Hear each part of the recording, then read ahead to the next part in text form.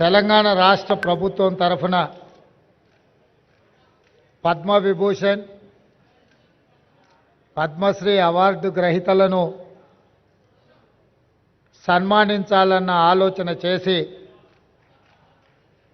పెద్దలు వెంకయ్య నాయుడు గారితో మాట్లాడి ఈ సన్మాన కార్యక్రమాన్ని ఏర్పాటు చేయాలని ఆలోచన చేసి మా మంత్రివర్గ సహచరులతో ఉప ముఖ్యమంత్రి వర్యులు బట్టి విక్రమార్క గారితో మాట్లాడి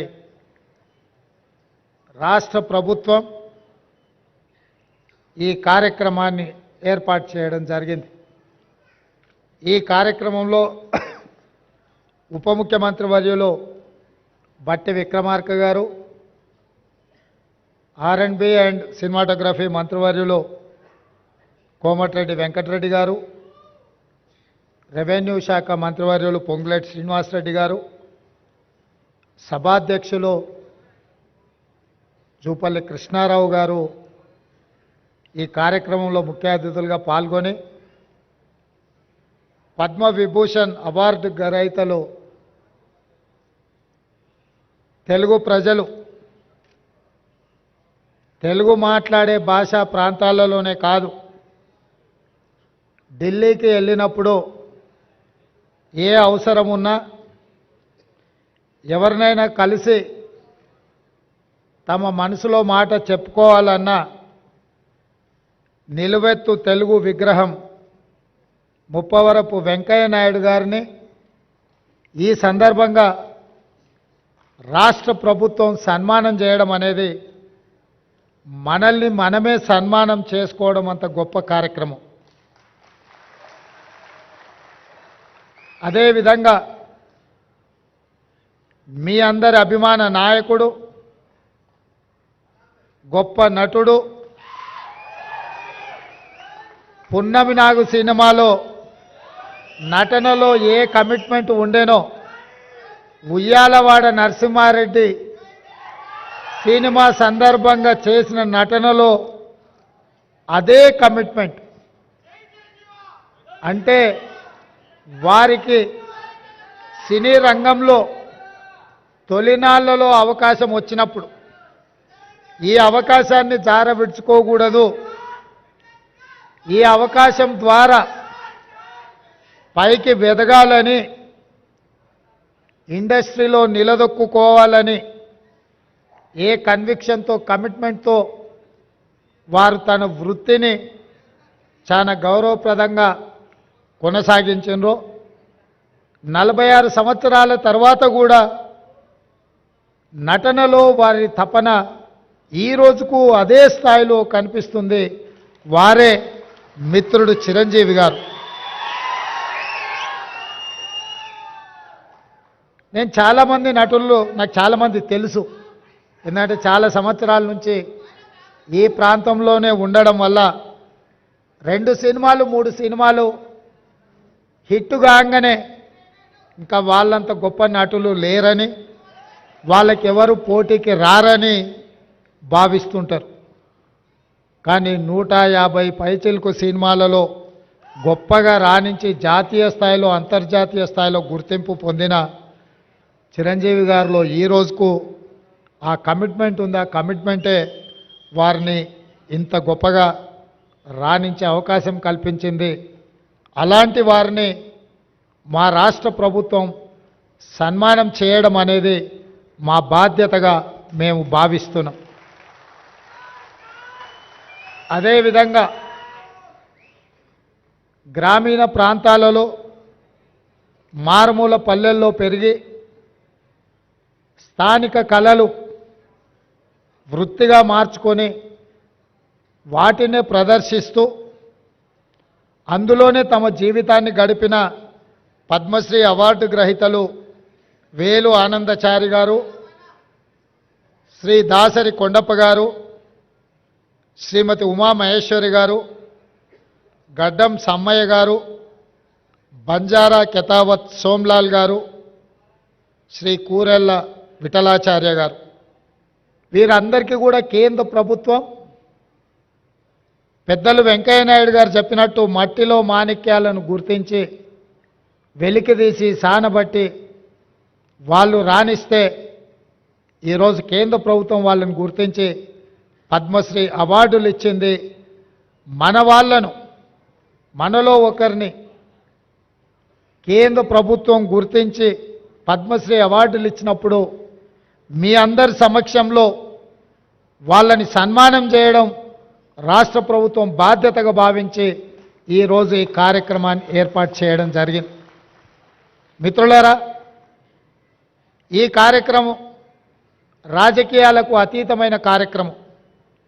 ఈ కార్యక్రమం ఒక మంచి సాంప్రదాయాన్ని నెలకొల్పడానికి మా ప్రభుత్వం చేస్తున్న ప్రయత్నం.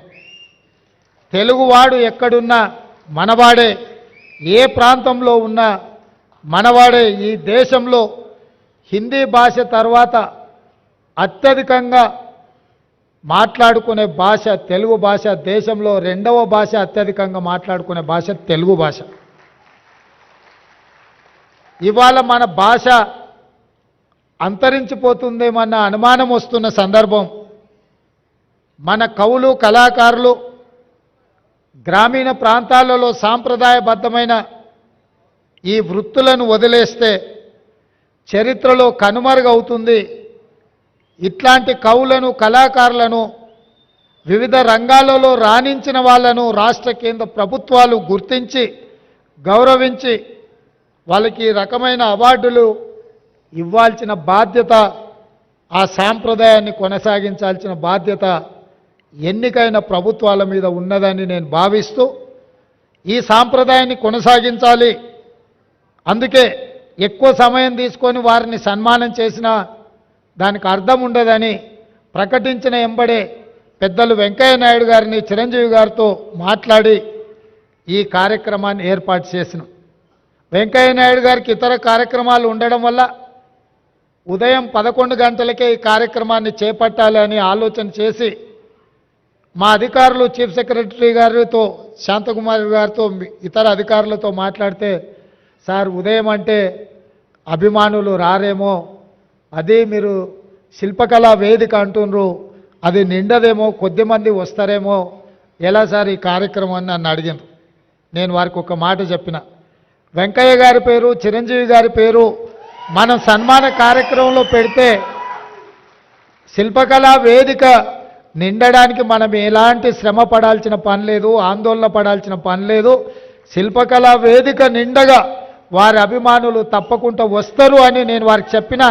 నా నమ్మకాన్ని నిలబెట్టినందుకు మిమ్మల్ని అందరినీ మనస్ఫూర్తిగా నేను మిమ్మల్ని అందరినీ అభినందిస్తున్నా.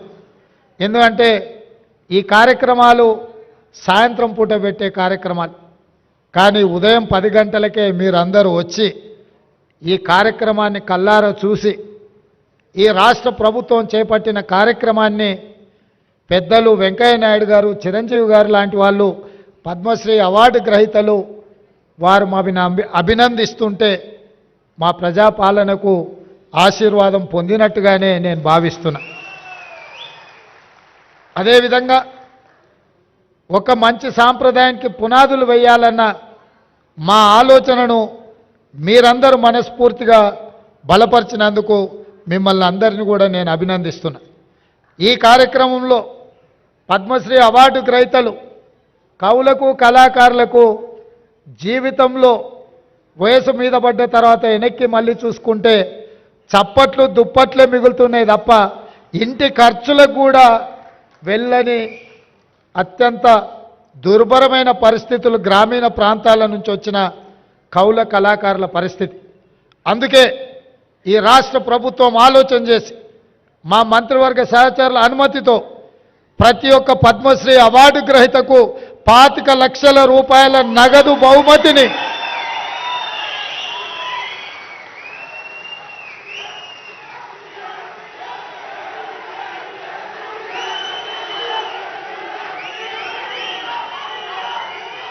రాష్ట్ర ప్రభుత్వం ఈ పద్మశ్రీ అవార్డు గ్రహీతలను చప్పట్లు, దుప్పట్లతోనే కాదు నగదు బహుమతి ఇవ్వడం ద్వారా జీవితాంతం ఈ కళలకే వారు అంకితం చేసి మిగతా జీవితాన్ని కూడా ఈ కళలోనే వాళ్ళు రాణించాలని మన ప్రభుత్వం ప్రజాప్రభుత్వం 25 లక్షల రూపాయలతోటి నగదు బహుమతి వారికి ఇవ్వాలని మా ప్రభుత్వం నిర్ణయం తీసుకున్నది. ఈ వేదిక మీదనే పెద్దలు వెంకయ్య నాయుడు గారు, మిత్రులు చిరంజీవి గారి చేతుల మీదుగా వారికి ఆ నగదు బహుమతిని ఇవ్వాల్సిందిగా వారికి విజ్ఞప్తి చేస్తున్నా. అదేవిధంగా ఈ నగదు బహుమతితో పాటు ప్రతి నెల వారి ఖర్చుల కోసం, ఎందుకంటే వైద్యము ఆరోగ్యము ఖరీదైంది, ఇంట్లో చిన్న చిన్న ఖర్చులు కూడా ఈరోజు పెరిగిపోయినాయి. అందుకే ప్రతి నెల ఈ కవులకు కళాకారులకు 25,000 రూపాయల పెన్షన్ ఇవ్వాలని కూడా ఈరోజు, ఎందుకంటే వాళ్ళు నిరుపేదలు. దాసరి కొండప్పని చూసిండు కదా, మా జిల్లా వాడు, నా పక్కనే దామరగిద్ద మండలం, అత్యంత పేద కుటుంబం నుంచి వచ్చిండ్రు. వాస్తవంగా మనం ఇట్లాంటి రివార్డులు ఇవ్వాలన్నా వాళ్ళు అక్కడి నుంచి ఇక్కడికి కారులోనో కావలసిన వాళ్ళని తీసుకొని ఇంత దూరం రావాలంటే కూడా తవ్వ ఖర్చులు కూడా కష్టంగా ఉండే పరిస్థితులు.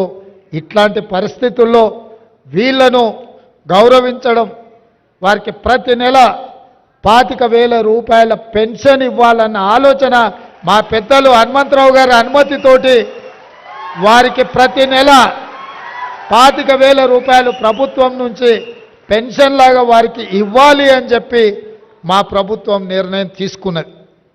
మిత్రులారా, నేను ఒకే ఒక్క మాట ఈ వేదిక మీద నుంచి చెప్పదలుచుకు, సాంప్రదాయాలను గౌరవించాల్సి వచ్చినప్పుడు, మన భాషను, మన సంస్కృతిని, మన సాంప్రదాయాలను కాపాడుకోవాల్సి వచ్చినప్పుడు అన్నిటినీ పక్కన పెట్టి మనందరం ఏకం కావాల్సిన అవసరం ఉన్నది.